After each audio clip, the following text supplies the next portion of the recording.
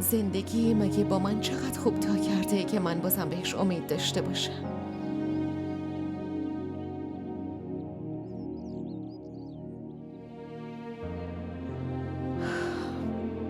و در ضمن من الان دیگه نمیتونم با کسی ارتباطی داشته باشم.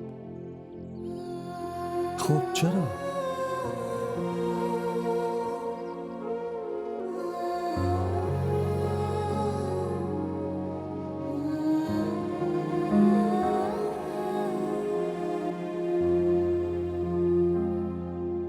چون بابام تصمیم گرفته من با ظفر ازدواج کنم. چی؟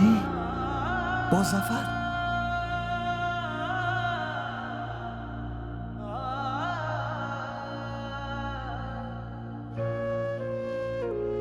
نه گیتی، این غیر ممکنه.